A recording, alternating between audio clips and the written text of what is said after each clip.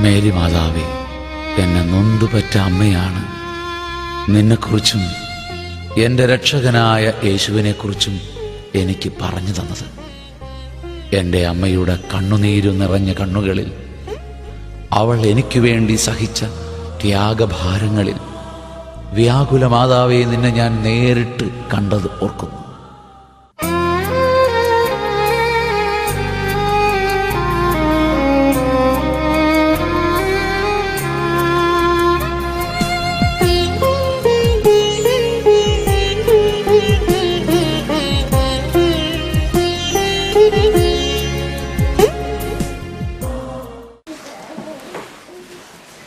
ഈശോ നമ്മുടെ കൂട്ടായ്മയുടെ മധ്യമുണ്ട്. നമ്മൾ വചനം ശ്രവിക്കാൻ വേണ്ടിയിട്ട് ഈശോയുടെ തിരുസന്നിധിയിൽ അണഞ്ഞിരിക്കുകയാണ്. നമ്മളിന്ന് കേട്ട തിരുവചനം ലൂക്കായുടെ സുവിശേഷം 7-ാം അധ്യായം 1 മുതൽ 10 വരെയുള്ള തിരുവചനങ്ങളാണ് നമ്മൾ കേട്ടത്. ഈ സുവിശേഷത്തില് ഒരു ശതാധിപൻ, യേശുക്രിസ്തുവിൻ, ആ ശതാധിപന് ഒരു ഭൃത്യനുണ്ട്. അവൻ വളരെ രോഗിയായി മരണത്തിന്റെ വക്കിൽ കഴിയുകയാണ്. അവൻ സൗഖ്യം പ്രാപിക്കണമെന്ന് അവന്റെ യജമാനന് നല്ല ആഗ്രഹമുണ്ട്. ഈ ഭൃത്യനാകട്ടെ ശതാധിപന് വളരെ പ്രിയങ്കരനായിരുന്നു. തന്റെ ഭൃത്യൻ രോഗിയായപ്പോൾ യേശുക്രിസ്തുവിനെ കുറിച്ച് കേട്ടറിഞ്ഞ് ഈ ശതാധിപൻ തന്റെ കുറെ ജോലിക്കാരെ, കുറെ യഹൂദ പ്രമാണിമാരെ യേശുവിന്റെ അടുക്കിലേക്ക് അയച്ചു. അവർ യേശുവിന്റെ അടുത്ത് വന്നിട്ട് പറഞ്ഞു, ഗുരു, നീ ഇത് ഈ ശതാധിപന് ചെയ്തു കൊടുക്കാൻ നീ തികച്ചും അവന് അർഹതയുണ്ട്. അതുകൊണ്ട് തീർച്ചയായിട്ടും അവനെ നീ സുഖപ്പെടുത്തണം. അവര് പറഞ്ഞു, ഇവൻ നമ്മുടെ സമൂഹത്തിന് ഒരു സിനഗോഗ് പണിയിച്ചു തന്നിട്ടുണ്ട്. ഇവൻ നമ്മുടെ ജനത്തെ സ്നേഹിക്കുന്നവനാണ്. ഇവന്റെ ഭക്തിനെ നീ സുഖപ്പെടുത്തണം. യേശു പറഞ്ഞു, ശരി, നമുക്ക് അവന്റെ വീട്ടിലേക്ക് പോകാം, അവനെ നമുക്ക് സുഖപ്പെടുത്താം എന്ന് പറഞ്ഞ് യേശു വന്ന ആളുകളെയും കൂട്ടി ശതാധിപന്റെ വീട്ടിലോട്ട് അങ്ങ് യാത്ര പോവുകയാണ്. അങ്ങനെ പോകുന്ന വഴിക്ക് വീട് അടുക്കാറാകുമ്പോ ശതാധിപൻ വീണ്ടും കുറെ സ്നേഹിതന്മാരെ യേശുവിന്റെ അടുത്തേക്ക് പറഞ്ഞുവിടും. എന്നിട്ട് ഈ കടന്നു വന്ന സ്നേഹിതന്മാര് യേശുവിനോട് പറഞ്ഞു, ഗുരു, ശതാധിപൻ പറഞ്ഞയച്ചിരിക്കുന്നത് ഇങ്ങനെയാണ്, അങ്ങ് എന്റെ വീട്ടിൽ വരാൻ എനിക്ക് യോഗ്യതയില്ല, അങ്ങയെ നേരിട്ട് സമീപിക്കാനുള്ള യോഗ്യത പോലും എനിക്കില്ല. അതുകൊണ്ട് അങ്ങ് ഒരു വാക്ക് പറഞ്ഞാൽ മതി, സുഖപ്പെടുത്തണമേ, നിന്റെ ഭൃത്യൻ സുഖം പ്രാപിക്കട്ടെ എന്ന ഒരൊറ്റ വാക്ക് പറഞ്ഞാൽ മാത്രം മതി, എന്റെ ഭൃത്യൻ സുഖമാകും. എന്നിട്ട് ഈ ശതാധിപൻ അതിന്റെ കാരണവും പറഞ്ഞു. അങ്ങനെ ഒരൊറ്റ വാക്ക് നീ അരുൾ ചെയ്താൽ എങ്ങനെയാണ് തന്റെ ഭൃത്യൻ സുഖപ്പെടുക? ഈ ശതാധിപൻ പറഞ്ഞു, ഞാനും അധികാരത്തിന് കീഴ്പ്പെട്ടവനാണല്ലോ, എന്റെ കീഴിലും പടയാളികളുണ്ട്. ഒരു പടയാളിയോട് പോവുക എന്ന് പറയുമ്പോൾ അവൻ പോകുന്നു, ഒരു പടയാളിയോട് നീ വരിക എന്ന് പറയുമ്പോൾ അവൻ അനുസരിക്കുന്നു. അതുകൊണ്ട് നീ ഈ വീട്ടിൽ എത്തണമെന്ന് നിർബന്ധമില്ല, വീട്ടിൽ വന്ന് നീ കഷ്ടപ്പെടണമെന്ന് നിർബന്ധമില്ല. നീ ഒരു വാക്ക് പറഞ്ഞാൽ മതി, എന്റെ ഭൃത്യൻ സുഖം പ്രാപിക്കട്ടെ എന്ന ഒരൊറ്റ വാക്ക് മതി, എന്റെ ഭൃത്യൻ സുഖം പ്രാപിക്കും. കടന്നു വന്ന് യേശുവിനെ ഈ വിവരം അറിയിച്ച ആളുകൾ തിരിച്ച് വീട്ടിൽ ചെല്ലുമ്പോൾ അവർ കാണുന്നത് ഈ ശതാധിപന്റെ ഭൃത്യൻ സമ്പൂർണമായി സൗഖ്യം പ്രാപിച്ച് ഇരിക്കുന്നതാണ്. Price the Lord. ഈ തിരുവചന ഭാഗമാണ് നമ്മൾ ഇന്ന് കേട്ടത്. ഇന്ന് പ്രഭാതത്തില് ഞാന് ഉച്ച കഴിഞ്ഞ സമയത്ത് പ്രഭാതം തൊട്ട് ഞാൻ പ്രാർത്ഥിക്കുകയാണ്. ഉച്ച കഴിഞ്ഞ സമയത്ത് ഞാൻ പ്രാർത്ഥിച്ചു കൊണ്ടിരുമ്പോൾ ദൈവത്തിന്റെ പരിശുദ്ധാത്മാവ് എനിക്കൊരു ആലോചന തന്നു. വിശ്വാസ ജീവിതത്തിൽ നമ്മൾ മുമ്പോട്ട് പോകുമ്പോൾ നമുക്ക് ചില തളർച്ചയൊക്കെ അനുഭവപ്പെടും. ചിലപ്പോ നമ്മള് രോഗപീഠകളാകാം, ചിലപ്പോ സാമ്പത്തിക കഷ്ടതകളായിരിക്കാം, ചിലപ്പോ നമ്മുടെ ജോലി മേഖലയിലുള്ള സമ്മർദ്ദങ്ങളാകാം. വിശ്വാസ ജീവിതത്തിൽ നമുക്ക് ചില തളർച്ച, ചില പരാജയം, ചില ദുഃഖങ്ങൾ അനുഭവപ്പെടാം. അപ്പോ അതിനെ എങ്ങനെ അതിജീവിക്കണം എന്ന് ഈ ശതാധിപൻ തന്റെ ജീവിതത്തിലൂടെ നമ്മുടെ മുമ്പില് നല്ല ഒരു അനുഭവം പങ്കുവെച്ചു തരികയാണ്. ഇന്ന് ഈ തിരുവചനങ്ങൾ കേട്ടുകൊണ്ടിരിക്കുന്ന ഈ നിമിഷം നമ്മളും നമ്മുടെ വിശ്വാസ ജീവിതത്തിൽ വന്നിട്ടുള്ള തളർച്ച, തകർച്ച, പരാജയം യേശുക്രിസ്തുവിന്റെ തിരുസന്നിധിയിൽ വെച്ചിട്ട് ഇന്ന് ഞങ്ങളെ വിടുവിക്കണമേ, ഞങ്ങളുടെ വിശ്വാസം ഉണർത്തണമേ, ഞങ്ങളുടെ വിശ്വാസത്തിൽ ശക്തിപ്പെടുത്തണമേ എന്ന് പ്രാർത്ഥിക്കാനുള്ള സുവർണ അവസരമാണ് ഈ പ്രാർത്ഥനാ കൂട്ടായ്മ. Price the Lord. Price the Lord. എന്റെ ജീവിതത്തിലെ ഒരു ചെറിയ അനുഭവം ഞാൻ നിങ്ങളുടെ മുമ്പിൽ പങ്കുവെക്കാനായിട്ട് ആഗ്രഹിക്കുകയാണ്. ഞാൻ യൂറോപ്പില് അയർലൻഡ് എന്ന് പറയുന്ന സ്ഥലത്ത് ആയിരുന്നു ഏകദേശം 1.5 വർഷങ്ങൾക്ക് മുമ്പ്. അവിടെ യൂറോപ്പിലായിരിക്കുന്ന സമയത്ത്, ഞാൻ യൂറോപ്പിൽ വന്ന ഒരു 6-7 വർഷങ്ങൾക്ക് മുമ്പ് അയർലൻഡിൽ വന്ന സമയത്ത് ഞാൻ എൻ്റെ കാറിന്റെ ലൈസൻസ് എടുക്കാൻ വേണ്ടിയിട്ട് അപ്ലൈ ചെയ്തു. കാർ ലൈസൻസിന് ഒരു ഫുൾ ലൈസൻസ് എടുക്കാൻ വേണ്ടി അപ്ലൈ ചെയ്തു. ഞാൻ ഒരു തവണ അറ്റൻഡ് ചെയ്തു, എക്സാം അറ്റൻഡ് ചെയ്തു, രണ്ടാമത് അറ്റൻഡ് ചെയ്തു. ഓരോ തവണയും ഞാൻ പരാജയപ്പെട്ടുകൊണ്ടിരുന്നു. എന്റേതായിട്ടുള്ള കാരണങ്ങൾ കൊണ്ടും എന്റേതല്ലാത്ത കാരണങ്ങൾ കൊണ്ടും ഞാൻ പല തവണ പരാജയപ്പെട്ടു. അങ്ങനെ 1 തവണ പരാജയപ്പെട്ടു, 2 തവണ പരാജയപ്പെട്ടു, 3 തവണ പരാജയപ്പെട്ടു, 4 തവണയായി, 5 തവണയായി, 6 തവണയായി, 7 തവണയായി, 8 തവണയായി, 9 തവണ ഞാൻ പരാജയപ്പെട്ടു കഴിഞ്ഞപ്പോ ഞാൻ ഒരിക്കലും സങ്കടപ്പെട്ടിങ്ങനെ ഇരിക്കുമ്പോ ഒരു പ്രഭാതത്തില് ഞാന് എന്റെ ഭാര്യ ജോലി ചെയ്യുന്നത് ഞങ്ങൾ താമസിക്കുന്ന വീടിൽ നിന്ന് ഒരു 13 കിലോമീറ്റർ ദൂരത്തിലാണ്. ഒരു പ്രഭാതത്തില് ഭാര്യയെ കൂട്ടി ജോലി സ്ഥലത്ത് കൊണ്ടുവിടാൻ പോയിട്ട് ഞാൻ തിരിച്ച് പോരാൻ വേണ്ടി ഒരുങ്ങുമ്പോ എന്റെ കാറ് പാർക്ക് ചെയ്തിട്ടിരിക്കുന്ന സ്ഥലത്ത് ഞാനിങ്ങനെ പാർക്കിങ്ങിൽ ഇരിക്കുമ്പോ എന്റെ മുമ്പിലൂടെ ഒരു പെൺകുട്ടി ഡ്രൈവ് ചെയ്ത് ഒരു മലയാളി പെൺകുട്ടി ഡ്രൈവ് ചെയ്ത് കടന്നു പോകുന്നത് ഞാൻ കണ്ടു. Price the Lord. പാർക്കിങ്ങിൽ കിടക്കുന്ന അവളുടെ കാറ് അവള് പുറത്തോട്ടെടുത്ത് ഡ്രൈവ് ചെയ്തു പോകുന്ന ഒരു രംഗം ഞാൻ കണ്ടു. Price the Lord. ആ സമയത്ത് ഞാൻ എന്റെ കാറില് ഞാൻ 9 തവണ ടെസ്റ്റ് എഴുതി, ടെസ്റ്റിൽ അറ്റൻഡ് ചെയ്ത്, ഡ്രൈവിംഗ് ടെസ്റ്റിൽ അറ്റൻഡ് ചെയ്ത് ഞാൻ 3 വർഷം കൊണ്ട്, ഒരു നീണ്ട 3 വർഷം ഞാൻ ടെസ്റ്റിലൂടെ അങ്ങനെ പോയി. അങ്ങനെ 3 വർഷം തുടർച്ചയായി 9 ടെസ്റ്റുകൾ അറ്റൻഡ് ചെയ്തിട്ടും ഞാൻ പരാജയപ്പെട്ടല്ലോ എന്ന് വിചാരിച്ച് ദുഃഖിച്ച് ഇങ്ങനെ കാറിൽ ഇരിക്കുമ്പോ നിഷ എന്ന് പറയുന്ന ഒരു പെൺകുട്ടി അവള് കാർ എടുത്ത് ഓടിച്ച് ഇങ്ങനെ പോകുന്നതും കണ്ടു.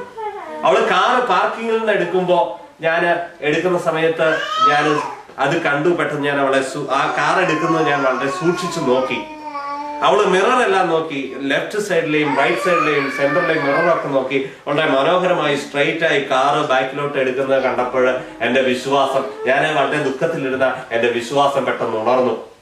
എന്റെ വിശ്വാസം പെട്ടെന്ന് കൂടി. എന്നെ പ്രതീക്ഷ ഭയങ്കരമായിട്ട് വർദ്ധിച്ചു. Price the Lord. ഞാൻ ഈ സൗരി കാറ് എടുത്ത് ഓടിച്ച് നല്ല ഭംഗിയായി കാർ എടുത്ത് ഓടിച്ചു പോകുന്ന കണ്ടപ്പോ എന്റെ വിശ്വാസം കൂടി. അവള് തലേന്ന മാസമാണ് കാറ് ഓടിക്കാൻ പഠിച്ചു തുടങ്ങിയത്. അവള് പഠിച്ച് പിറ്റേ മാസം തന്നെ അവൾക്ക് ഫുൾ ലൈസൻസ് കിട്ടി. ആദ്യത്തെ ടെസ്റ്റിൽ തന്നെ അവള് പാസ്സായി. Price the Lord. ഈ കഥ അവിടെയുള്ള മലയാളികളുടെ ഇടയ്ക്കൊക്കെ സ്പ്രെഡ് ആയിരുന്നു. Price the Lord. കഴിഞ്ഞ 9 തവണയായി ഞാൻ ഇങ്ങനെ 3 വർഷം ടെസ്റ്റ് പങ്കെടുത്തിട്ടും പരാജയപ്പെട്ടിരുന്ന സമയത്ത് ഈ പെൺകുട്ടി കാർ ഓടിച്ചു പോയപ്പോ എന്റെ വിശ്വാസം ഉണർന്നു. ഞാന് പരിശുദ്ധാത്മാവ് എന്നോട് പറഞ്ഞു, ഈ സഹോദരിക്ക് പാസ്സാവാമെങ്കിൽ നിനക്കും പാസ്സാകാൻ പറ്റും. Price the Lord. അങ്ങനെ 10ാമത്തെ തവണ ടെസ്റ്റിന് പോകുമ്പോ ഞാന് എന്റെ വിശ്വാസം, ഉണർന്ന വിശ്വാസത്തോടെ ഞാൻ ടെസ്റ്റിന് പോയി. ആ തവണ ഞാൻ ടെസ്റ്റിൽ വിജയിച്ചു. Price the Lord. ഹല്ലേലൂയ. യൂറോപ്പില്, പ്രത്യേകിച്ച് അയർലൻഡില് അതും പ്രത്യേകിച്ച് കോർക്കില് ഡ്രൈവിംഗ് ടെസ്റ്റിൽ ഏറ്റവും കൂടുതൽ പരാജയപ്പെട്ട ആൾ ഞാനാണ്. Price the Lord. ചില സമയത്ത് ആളുകൾ വന്നിട്ട് എന്നോട് പറയും, 5 തവണ ഞാൻ ഡ്രൈവിംഗ് ടെസ്റ്റിൽ അറ്റൻഡ് ചെയ്തു, 1.5 വർഷമായി ഞാൻ ഇതിനു വേണ്ടി പരിശ്രമിക്കുന്നു, ഞാൻ പരാജയപ്പെട്ടു പോയി, എനിക്ക് വേണ്ടി പ്രാർത്ഥിക്കണം. അപ്പൊ ഞാൻ പറയും, സാരമില്ല, 5 തവണ പരാജയപ്പെട്ടുള്ളൂ, അത് സാരമില്ല. കാരണം ഞാൻ 9 തവണ പരാജയപ്പെട്ടിരിക്കുകയാണല്ലോ.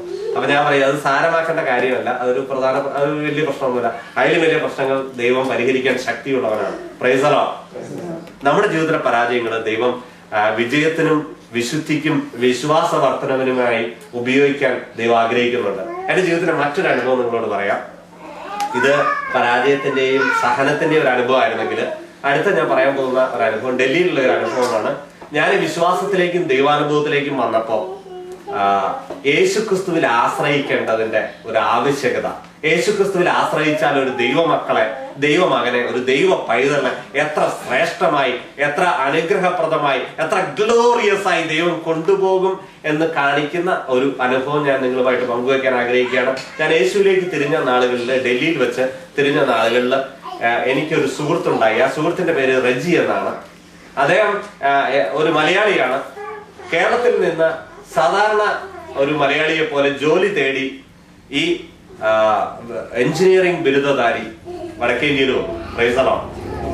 ആദ്യ നാളുകളില് എല്ലാ എഞ്ചിനീയേഴ്സിനെയും പോലെ അദ്ദേഹത്തിന് ഒരു 1995 ഒരു 10,000 രൂപ സാലറി ഉണ്ടായിരുന്നുള്ളൂ. Price the Lord. അതേ ഒരു കമ്പനിയിൽ ജോയിൻ ചെയ്തു. വളരെ വേഗതയിൽ അദ്ദേഹത്തിന് സാലറി 20,000 പിന്നീട് 30,000 പിന്നീട് 40,000 പിന്നീട് 50,000 അതേ കമ്പനി മാറി അടുത്ത കമ്പനിയിൽ ജോയിൻ ചെയ്തു. അവിടെ അദ്ദേഹത്തിന് സാലറി 1,00,000 അദ്ദേഹത്തിന് സ്വന്തമായി ഒരു ഡ്രൈവർ ഉണ്ടായി.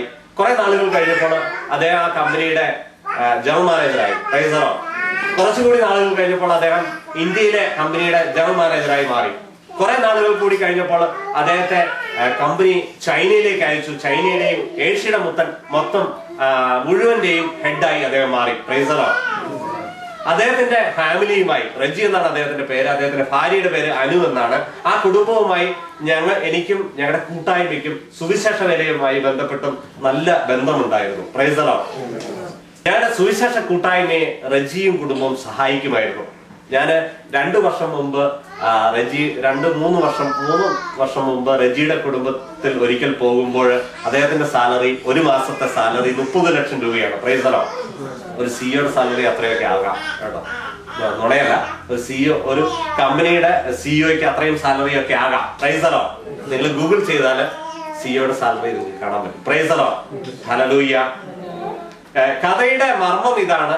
ഞാൻ ഡൽഹിയിലായിരിക്കുന്ന നാളുകളില് ദൈവത്തിൽ ആശ്രയിക്കുന്ന വ്യക്തിക്ക് ദൈവം എന്തും നൽകുമെന്നൊരു വിശ്വാസം എനിക്ക് കിട്ടിയ നാളുകളില് ഞാൻ വിചാരിച്ചു, എന്റെ വലിയൊരു ആഗ്രഹമായിരുന്നു. ആരോ എന്ന് പറയുന്ന ഒരു കമ്പനിയുണ്ട് ഇന്ത്യയില്. ഇന്ത്യയിലൊരു വലിയ കമ്പനിയാണ് ആരോ. ഷർട്ടുകൾ ഉണ്ടാക്കുന്ന കമ്പനിയാണ് ആരോ. ആരോ ഷർട്ട് ഇട്ടാല് ആരോ പോലെ നിൽക്കും, നല്ല വടി പോലെ, ആരോ പോലെ നല്ല സ്ട്രൈറ്റ് ആയി നിൽക്കും. അത്ര ക്വാളിറ്റിയിലാണ് ആരോ കമ്പനി ഷർട്ടുകൾ ഉണ്ടാക്കുക. പ്രൈസറോ. ആരോയുടെ ഒരു ഷർട്ടിന് ചിലപ്പോൾ 3000 രൂപ, 4000 രൂപ, 5000 രൂപ ഒക്കെ വിലയുണ്ട്. പ്രൈസറോ. ആരോയുടെ ഒരു ഷർട്ട് സ്വന്തമായി വാങ്ങാനുള്ള സാമ്പത്തിക സ്ഥിതി എനിക്കില്ല.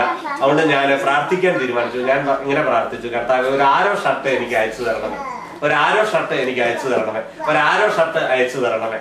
കുറെ നാളുകൾ കഴിഞ്ഞപ്പോ ഞാൻ പറഞ്ഞല്ലോ, റെജി എന്നൊരു വ്യക്തിയെ കുറിച്ച് ഞാൻ പറഞ്ഞു. റെജിയുടെ ഭാര്യയുടെ ഒരു ഫോൺ കോൾ ഞങ്ങളുടെ ഓഫീസിൽ വന്നു. ആ ഫോൺ കോളിന്റെ സാരാംശം ഇതായിരുന്നു.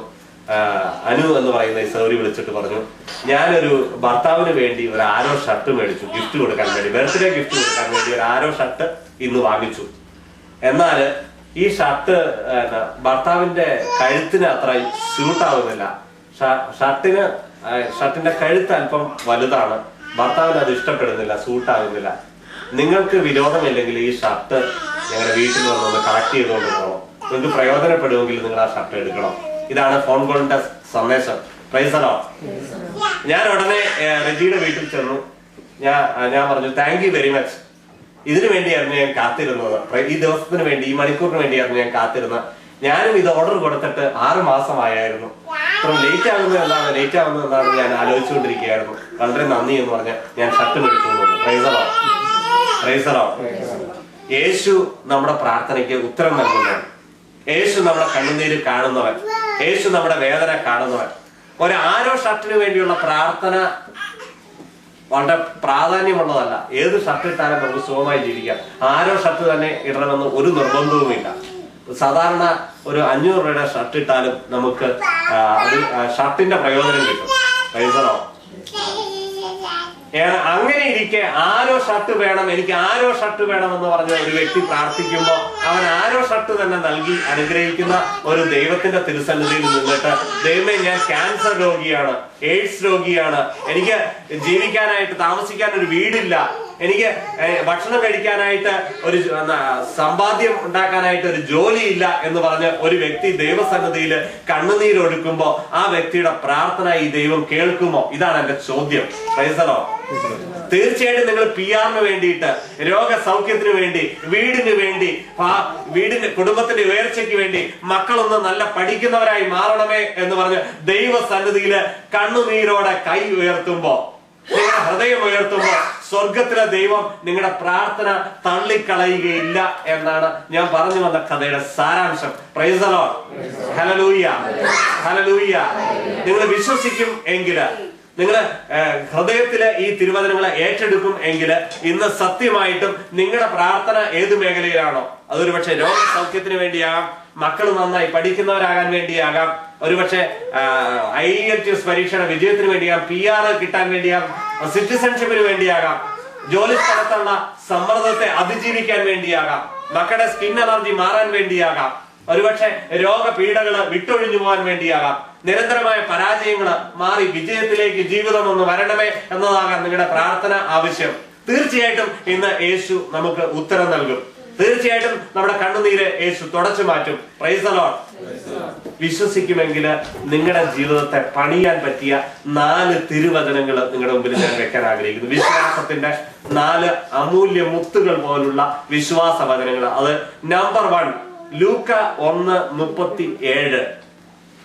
വിശ്വസിക്കുന്നവന് ദൈവത്തിന് ഒന്നും അസാധ്യമല്ല. Praise the lord. ലൂക്ക 1:37 നമ്പർ 1 ലൂക്ക 1:37 ദൈവത്തിന് ഒന്നും അസാധ്യമല്ല. നമ്പർ 2 മത്തായി 19:26. മത്തായി 19:26 ദൈവത്തിനെല്ലാം സാധ്യമാണ്. മത്തായി 19:26 ദൈവത്തിനെല്ലാം സാധ്യമാണ്. നമ്പർ 3 മർക്കോസ് 9:23 വിശ്വസിക്കുന്നവന് എല്ലാ കാര്യങ്ങളും സാധിക്കും. 4 യോഹന്നാൻ 11:40 വിശ്വസിച്ചാല് നീ ദൈവമഹത്വം ദർശിക്കുമെന്ന് ഞാൻ നിന്നോട് പറഞ്ഞില്ലേ. ഈ 4 വചനങ്ങളും നിങ്ങൾ ഡയറിയിലല്ല, ബുക്കിലല്ല, നിങ്ങളുടെ ഹൃദയ ഭിത്തികളിൽ എഴുതി വെച്ചിട്ട് എല്ലാ ദിവസവും ഏറ്റുപറഞ്ഞ് സത്യമായിട്ടും നിങ്ങളുടെ ജീവിതത്തിൽ ദൈവം ഇടപെടുന്നത് നിങ്ങൾക്ക് കാണാൻ പറ്റും. നമ്പർ 1 ലൂക്ക 1:37 ദൈവത്തിനൊന്നും അസാധ്യമല്ല. നമ്പർ 2 മത്തായി 19:26 ദൈവത്തിനെല്ലാം സാധ്യമാണ്.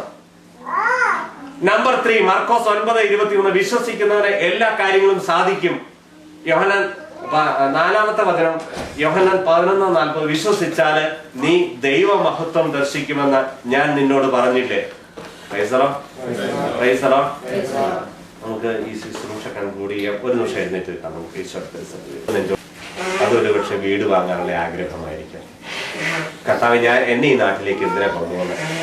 നല്ലതായിട്ട് ഇന്ത്യയിലോ ഗൾഫിലോ യൂറോപ്പിലോ ഒക്കെ ഞാൻ ജീവിച്ചിരുന്നായിരുന്നു. എന്തിനാ കർത്താവ് ഇങ്ങോട്ട് കൊണ്ടുവന്നത്? ഈ ഇടാകൂടത്തിന് നടുക്കേക്ക്, ഈ പ്രശ്നത്തിന് നടുക്കേക്ക് എന്തിനാ കൊണ്ടുവന്നതെന്ന് ചിന്തിക്കുന്നെങ്കിൽ ഇന്ന് ആ പ്രശ്നത്തെ ഈശോയുടെ തിരുസന്നിധിയിൽ വെക്കാം. നമുക്ക് PR, സിറ്റിസൺഷിപ്പ്, നല്ലൊരു ജോലി, നല്ലൊരു ഭാവി, മക്കളുടെ പഠനം, ഉയർച്ച, കുടുംബത്തിലെ കലഹം, അസ്വസ്ഥം മാറി നല്ലൊരു സമാധാനം, സന്തോഷം ഉണ്ടാവണം. രോഗപീഠകൾ വിട്ടുമാറണം. നിരന്തരമായ രോഗപീഠകൾ സയൻസിന് പറയാൻ പറ്റുന്നില്ല, മെഡിക്കൽ സയൻസിന് മനസ്സിലാകുന്നില്ല എന്തുകൊണ്ടാണ് രോഗം. ഈ അവസ്ഥ നമുക്ക് ഈശോയുടെ തിരുസന്നിധിയിലേക്ക് കൊണ്ടുവരാം. സത്യമായും നിന്റെ ജീവിതത്തിൽ ഇറങ്ങി വന്നിട്ട് ഇന്ന് ഒരു അത്ഭുതം ചെയ്ത് നിന്നെ വിടുവിക്കണമെന്നതാണ് യേശുക്രിസ്തുവിന്റെ ആഗ്രഹം. കരങ്ങള് നെഞ്ചോട് ചേർത്ത് പിടിച്ചിട്ട് യേശുവെ ഹൃദയത്തിൽ നിന്ന് പ്രാർത്ഥിക്കും. യേശുവെ എന്റെ ജീവിതത്തിലേക്ക് നാഥനും രക്ഷകനും കർത്താവും ദൈവവുമായി അങ്ങ് വരണമേ. എന്നെ വിടുവിക്കണമേ, എന്നെ വിശുദ്ധീകരിക്കണമേ. താഴ്മയോടെ ഞങ്ങൾ പ്രാർത്ഥിക്കുന്നു. യേശുവേ യേശുവേ എന്റെ പഠനത്തിന്റെ മേഖലയില്, എന്റെ ജോലിയുടെ മേഖലയില്, എന്റെ കുടുംബത്തില് നീ അനുഗ്രഹമായി മാറണമേ, അനുഗ്രഹം അയക്കണമേ, എന്നെ വിടുവിക്കണമേ. രോഗപീഠകള്, പരാജയങ്ങള്, തകർച്ച, കണ്ണുനീര് എന്റെ ജീവിതത്തിൽ നിന്ന് എടുത്തു മാറ്റണമേ. യേശുവേ നന്ദി, യേശുവേ സ്തുതി, യേശുവേ നന്ദി, യേശുവേ സ്തുതി.